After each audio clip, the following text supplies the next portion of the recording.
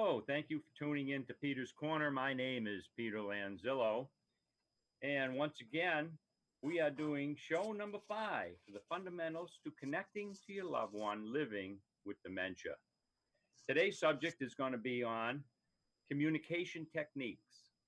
And needless to say, that's very important because we all communicate. And if you are living with dementia, communicating, I'm sure, becomes more difficult over time.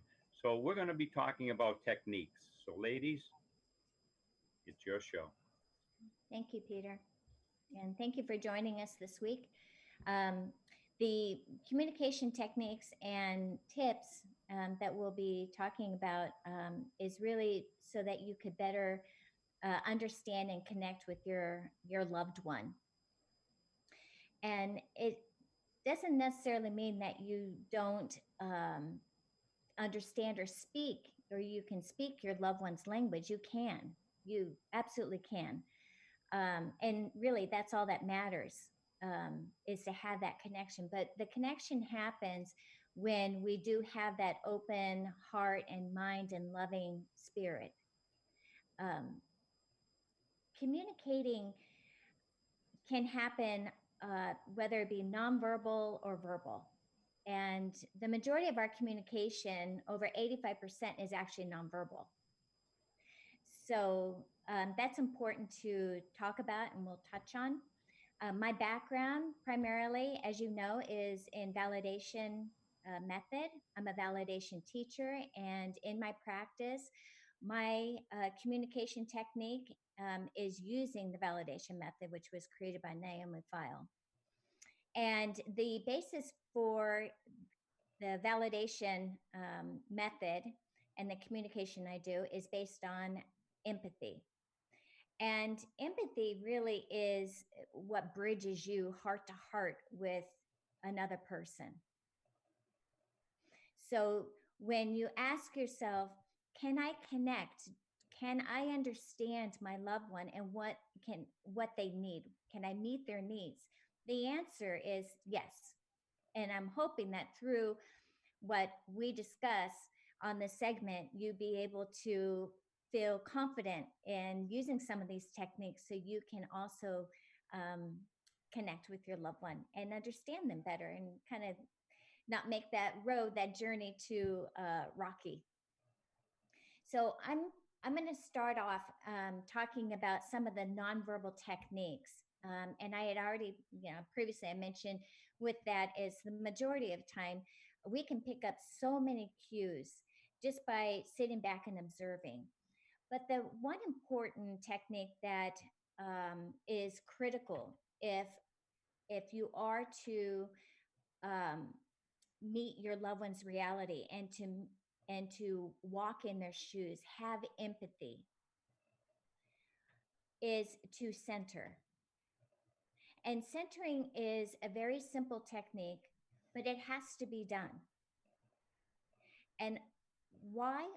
Because centering allows you to free your mind of any stresses that you have, any agendas. And there's a lot going on in our minds, especially if we have our own to-do lists, or we're multitasking, or we're running late. There's a lot that goes on. And so before we can meet the needs of our loved one, we have to take a step back and center, ground. And Laura and I talk about being mindful. So we just take in a few deep breaths. And this is what I do on a daily basis in my practice. It's just simply breathe in and breathe out. And I do that 3 or 4 times so that I'm better equipped to meet the needs. So now, after I've centered, I observe. So that's another technique. You observe the person from afar. And sometimes my observing could be anywhere from a minute to 5 minutes. But there's a lot that you can pick up when you're observing. And what I mean by that is if somebody is squinting, or if their eyes are tight or wide open, or if they're mumbling or crying, or if their jawline is is jolted out. Their body is tense, right? Or maybe it's just kind of flowing and they're open, their arms are open, their hands are out. There's a lot that goes on there. So you compute all of that data. The next technique after observing is that you're going to match the emotion or the energy of your loved one. So if they are sad, then you can match that emotion with mirroring it. And what I mean by that is that you literally are mirroring that emotion, that energy level, so that you can immediately have this connection and your loved one can say, they understand me.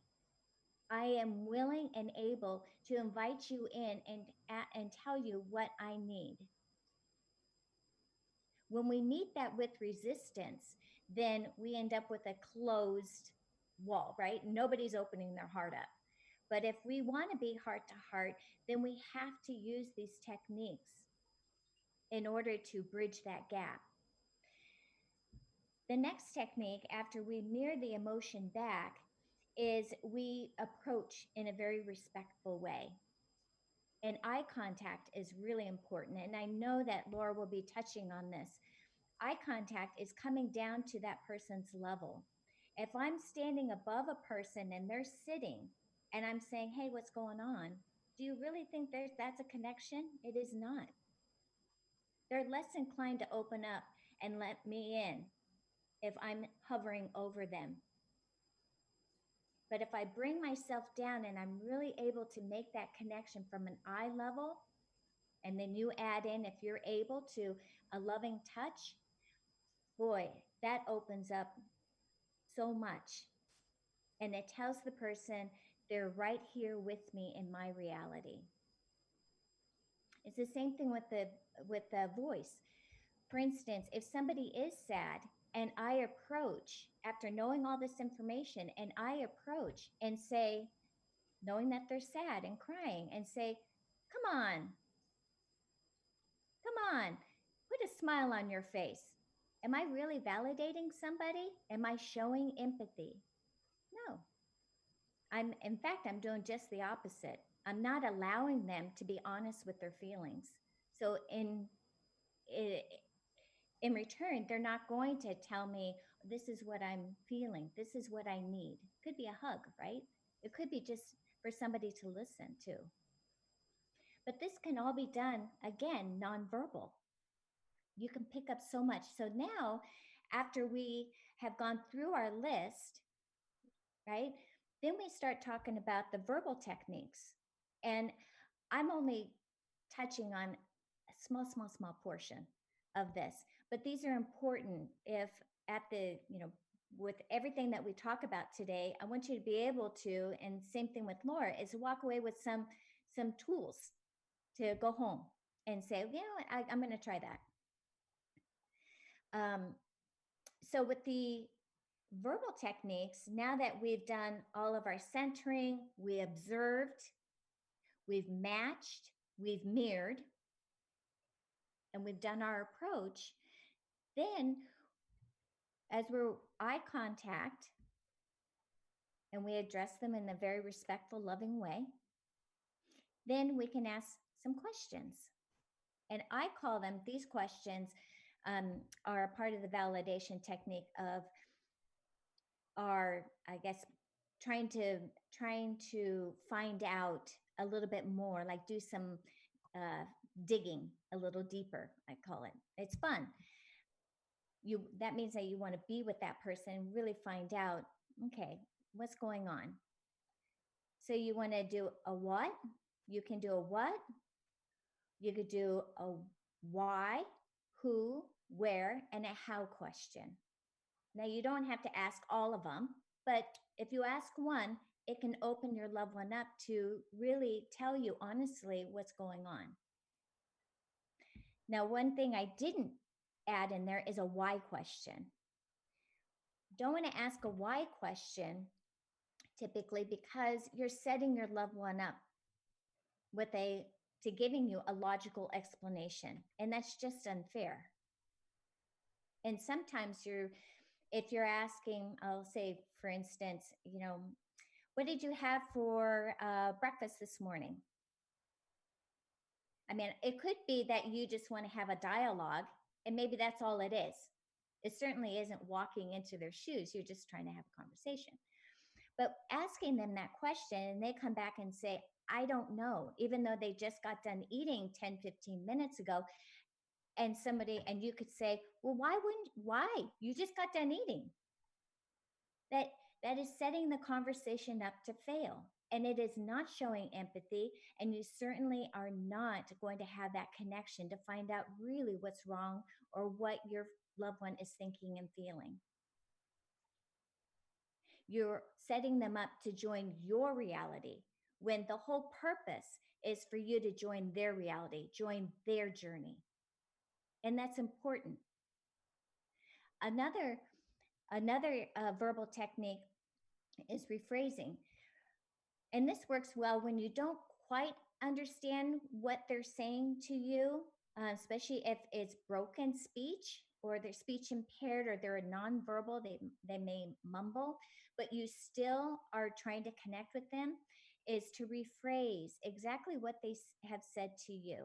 And it just gives you a moment to ponder and say, did I completely understand what they were saying? So for instance, if somebody is saying, I want to go home,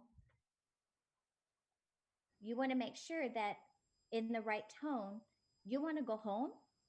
You wouldn't sit there and go, oh, you want to go home? Well, this is home. Okay, that's going to get you nowhere. You have to be able to match. And if you want to truly understand that tone and that energy level, rephrase. I love rephrasing. I rephrase a lot just because I want to make sure I have that genuine connection and I'm understanding the person that I'm with. The other one is reminiscing. There's nothing wrong with reminiscing. Reminiscing is a wonderful technique if you want to make that connection on an emotional level. And it allows you to go back in the past with someone to really revisit beautiful memories and to bring them forward into the present. And sometimes you could do that through photos. You could do it through music, right? And we want to give them still their choice, like give them the freedom and independence. So offering a choice. Would you like to wear the blue skirt or the pink skirt? Giving too many choices could be confusing and sets them up to fail. But if you still want to maintain that independence and their freedom of choice, would you like mashed potatoes or would you like some rice? And the other thing is about asking extremes. So it doesn't sound that it's too intuitive in doing it, but it goes along with asking the questions. And they call it polarity and validation. And these actually, every time you use an extreme question, you do get a response. So the extreme question could be, what was the best part about home? If the person's saying, I want to go home, tell me about the best part. What was the worst part? Don't be afraid to go there. When we're afraid to understand and match an emotion like anger or sadness, that's a reflection of us not feeling comfortable with that emotion. That's our reality, not their reality. So you have your nonverbal techniques. Always center. If you ever find yourself stuck, then you can always go back to centering.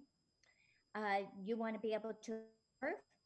You want to match and mirror, approach in the most respectful way, eye to eye. And then you can introduce your verbal techniques, your who, what, when, where, how, not why. You can reminisce. You can use polarity, which is your extreme questions, and give your choices. So you are a guest on this journey, and communicating in the most loving, respectful way is essential. in order to maintain and restore dignity with you and with your loved one. So, Laura? Yeah, you can tell Chrissy and I are very passionate about this because I think both of us could fill 10 segments with this, excuse me, when we start talking about our trainings and the validation that Chrissy was talking about, and the PAC, which is the positive approach to care, which I'm going to talk about right now. You're going to see where they overlap so much, and you're going to understand why Chrissy and I were just like, you know, soul sisters and soulmates right away, because we both agree so much with the teachings and with the empathetic part of them. And so I wanted to talk real quickly with you, as quickly as I can. Peter will hold up his hand to say, stop. Is about the senses and communicating, and how, you know, people do talk about memory loss and, you know, things like that with dementia and Alzheimer's. But the fact that really it's broader than that. It's comprehension, and it's processing, timing, and things like that. And so if you understand some of that, then it's easier to communicate and to have a better outcome for you and the person living with dementia. So I wanted to start with number one. The number one way that we communicate with people is visual. Now, when we're talking about these senses, I'm not talking about, obviously, if a person's blind or deaf, those are different things. I'm talking about a natural form of aging, you know, and so there's progressions of hard of hearing and glasses and things. But as far as the processing of, the first thing we want to do is visual. Like Chrissy was saying, it is so important to make eye contact with someone. It is extremely important for that, for making a connection. And when you talk about the PAC way, it's a positive, personal, positive physical approach is the first thing you want to do in order to make a positive personal connection. So when you're thinking about a person living with dementia, their vision becomes much different. And in the beginnings of dementia, it sort of gets like a scuba mask, so that they see through this mask what they have lost. If you put your hands up like this for yourself, you're going to notice the very first thing that you lose is your peripheral vision. So if I have dementia and it's in the earlier stages, and you keep coming up to me from the side, and you're wondering why I keep being overly scared or overly surprised by you or overly reacting to you, I'm not. I cannot tell that you're coming up to me and you're scaring me every time. Or if I'm in a bad mood and you do that, I potentially could turn around and slap you, or something that you think is totally out of character, but it's not. It's that you just startled me and I was in a bad place for a minute, and that can be a bad outcome. As dementia continues, you go from a scuba vision down to a binocular vision. So it becomes very straightforward. And in the very later stages of dementia, if you take away one binocular, you're left with a monocular vision. Close this eye, and this is how much that they're seeing. Now, that doesn't mean they've gone blind everywhere else and everything is black. It means the brain said, this is how much I can process for you. This is how much I can process. And right now, you know what? Everything else can go away. This is how much for today I can process. And sometimes that can go away even. And you might see days, if you're living with someone who is very far along in their journey, and you think some days they're not seeing anything, they have this blank stare.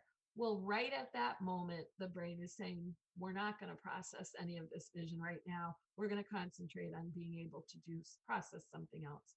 So making that connection, making sure you are down on their level, making sure they see you. And, you know, once you have that connection and you know they see you, then you can move forward. And again, secondly, would be verbal, right? So you want to connect with them. Hi, how are you? How are you today? Making that first initial connection is key. If they don't understand all of the verbal, again, it can be a handshake and up by your face. That's where they're looking. That's where they're seeing, right? Then bring that handshake out towards them so they can follow it. That can be your first touch, right?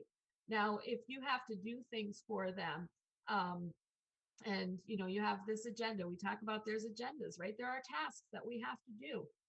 If the connection hasn't been made yet, take your agenda and put it in your back pocket, because you don't want to use it yet. You need to connect with them first. Now, we talked about last week a little bit about keeping music and things alive with people. and the left and the right temporal lobe. The left of the brain is, the left temporal lobe is your language center. Those are the things that they're losing quicker for whatever reason. And I don't know that they know of the reason yet. Dementia attacks the left side of the brain quicker than the right side. So on the left lives the language, on the right is where the rhythm is.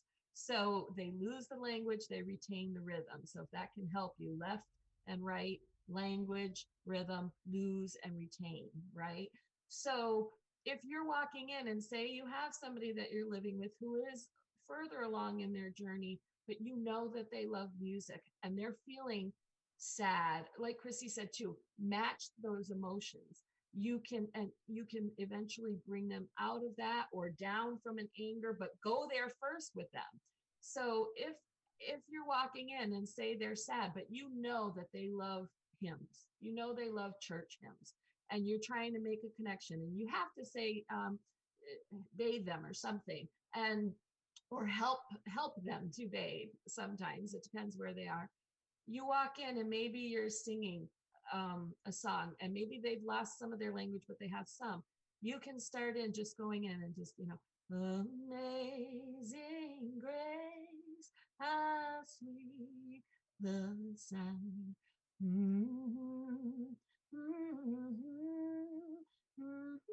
So they can understand that, oh, I know those words, or might start singing with you, or they say, it's okay if I forgot those words because I know that hymn and I can hum it with you. So you don't always have to keep all the words. Or you might say, say they liked another song, you can start with, a part of it and have them finish it. You are my sunshine. And give them a little like, hey, what do you think it is? If you know that they're capable of that, you might get them better into that mood, but match where they are with their energy. And then only then do you want to touch, and make that the touch of a task. When you know that you have connected with them, that if they were sad, you understand why, again, with some of the questioning or with just some of the feeling if they don't have the words. And you can just make the task orientation a different thing. It's more of a connection and it's a completion. And if you look at Tifa Snow, look at some of her teachings, because what she teaches us is not to do things to people, but to do things with people. And there's techniques for that, which I would love to share with you. We don't have time today, but look for her. She can help you to know how to do things with your person and not to them. Who wants things done to them, right? I want to do things with you as long as I can. Well, I think communicating is beautiful. It really is a beautiful connection. And as long as we kind of check our judgments at the door, we can center, and we say it every week, to be mindful. Yeah. And take those deep breaths. Really do take them before you even enter the room. If there's anger or there's something there and you're going to get frustrated, stop. Deep breaths, center yourself, then go. Mm-hmm. Yep. And be grateful, full of gratitude and love for this time. Yeah. And know that you can do it. You can do it. There's a lot of help out there. There's a lot of ways you can find techniques that will help you to serve this relationship in the best way possible. Absolutely. Yes. So next week, we look forward to seeing you. If you have any questions, Laura and I can be reached at klfeedback@outlook.com. We thank you for your time. And we actually do have a couple of weeks we won't be here. So next week we won't see you, but because of the holidays and everything, we'll figure it out. But yeah. Happy holiday. Thank you, ladies. That was very, very good. And one thing that I would have liked to have you center upon a little bit, and maybe we can talk about it in another segment, would be hearing loss.